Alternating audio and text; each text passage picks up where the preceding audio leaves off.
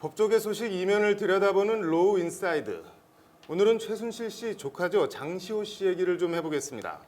최순실 씨와 장시호 씨는 이모 조카 사이인데 이 장시호 씨가 연일 이모 최순실 씨를 불편하게 하는 사실이라면 그 파장이 만만치 않을 메가톤급 발언을 연일 이어가고 있습니다. 그래서 그 배경과 진위에 관심이 쏠리고 있는데 이철규 기자와 함께 자세한 내용 들어보겠습니다.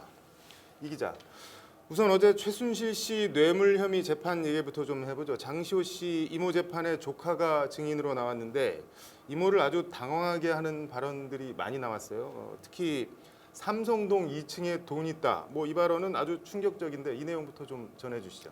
네, 그 장시호 씨가 특검 조사에서 진술했다는 조서 내용이 그 특검이 공개한 건데요. 그 지난해 11월 그 검찰에서 최 씨와 장 씨가 함께 불려 나가서 조사를 받았다고 합니다.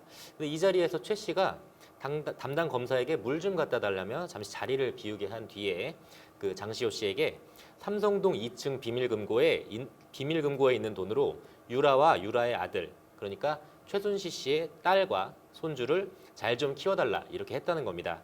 처음에는 최 씨가 쪽지를 통해서 검사 몰래 그 장 씨에게 발로 툭툭 차가면서 좀 보라고 했는데 장 씨가 봐도 잘 모르겠다는 식으로 나가니까 검사에게 다시 좀 물을 달라 이런 부탁을 한 뒤 귓속말로 그런 말을 전했다는 것이 장 씨의 진술입니다.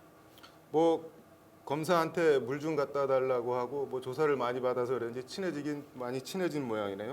아무튼 이 삼성동이면은 박 전 대통령, 그러니까 지금은 이사를 간다고 하지만 박 전 대통령 사저잖아요. 거기에 비밀금고가 있고 돈도 있다 이런 말인데. 네, 그 장시호 씨 발언에 따르면 맞는 말입니다. 제가 어제 최순실 씨 공판 지켜본 결과 특검이 이 부분과 관련해서 장 씨에게 좀 자세하게 좀 물어봤는데요. 삼성동 2층이 어디라고 생각하냐는 말에 장 씨가 사실은 대통령 사저라고 알고 있었다 이렇게 답변을 했고요. 다시 특검이 그렇게 생각한 이유가 뭐냐라고 물으니까 장 씨는 제가 가본 적이 있어서라고 답을 했고요. 박 전 대통령이 한나라당 대표 시절에 출입 기자들을 집으로 초대한 적이 있다고 하더라고요. 그때 이모가 불러서 가서 식사 준비하고 서빙도 했다. 이렇게 상당히 구체적으로 말을 했습니다. 진술이 정말 구체적이긴 아주 구체적이네요. 네, 그렇습니다. 이게 다가 아니고요. 그 최 씨가 삼성동 2층에 가서 돈 찾아서 유라 키워라 이런 말을 하면서 삼성동 경비가 널 모르니 이모 심부름 왔다고 하면은 문 열어줄 거야. 이렇게 구체적으로 관련 정황들을 진술을 했는데요. 문제의 금고 안에 그 인사 관련 서류나 VIP, 한식, 순방 서류 등도 같이 있다고 주장을 했습니다. 장시호 씨가 이렇게 좀 이모를 곤란하게 하는 발언이나 행동 이번이 처음은 아니죠? 그렇죠. 이 대표적인 게 최순실 씨의 제2 태블릿 사건입니다. 그 작년 12월에 장 씨가 특검에 제출했다고 제2 태블릿이 모처에 있다고 특검에 얘기를 하면서 특검이 이 장 씨 진술대로 제2 태블릿을 확보하면서 그 당시 상황이 완전히 뒤바뀌게 됐는데요. 최 씨는 국정농단 의혹이 담겼다는 이 1차 최순실 태블릿에 대해서 그거 내 태블릿도 아니고 자기는 쓸 수도 없다. 사용 방법도 모른다. 이런 식으로 주장하고 있었는데 장시호 씨가 제출한 제2 태블릿에는요. 최 씨 사진, 자료는 둘째치고 개인 연락처 등이 담기면서 이것은 분명히 최순실 씨 거다. 이런 증거들로 사용이 됐습니다. 최 씨 입장에서는 태블릿 쓸 줄 모른다. 이 주장이 밑둥부터 허물어진 거라고 볼 수 있죠. 그 외에 박 전 대통령과 이재용 부회장 독대 자리에서 등장했다는 한국 동계스포츠센터에 대한 삼성 지원 계획서를 장 씨가 자신이 직접 작성했다 이렇게 자수를 하는 등 이 특검 입장에선 그야말로 말 그대로 특급 도우미로 활동을 했던 거고요. 최 씨 입장에서는 조카가 아니라 원수도 그런 원수가 없는 말과 행동만 골라 하게 된 겁니다. 최순실 씨 입장에서 생각하면은 이거는 진짜 기가 막히고 가슴을 칠 일일 텐데 최순실 씨 반응은 어떻게 나왔나요?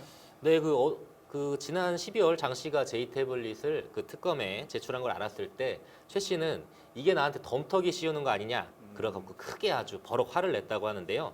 앞건은 또 어제 재판에서 나왔습니다.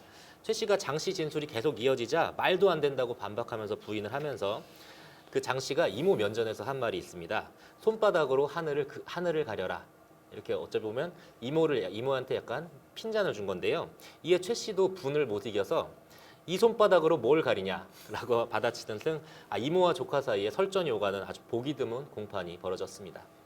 법정에서 뭐 난데없이 손바닥 논쟁도 벌어지고 뭐 이쯤에서 묻지 않을 수가 없는데 그 이 기자가 말한 대로 기본적으로 최순실, 장시호 이 두 사람 이모 조카 사이잖아요. 근데 이 이모 조카 사이에 뭐 장시호 씨 입장에서는 한때 이모 덕도 꽤 봤을 테고 그런데 왜 이렇게 이모를 잡아먹는 말만 골라서 하는 건지 이걸 뭐 어떻게 봐야 되는 건지 좀 설명을 부탁드릴게요. 네, 제가 그 시청자들 이해를 돕기 위해서 CG를 하나 준비했는데요. 보시면서 말씀드리겠습니다.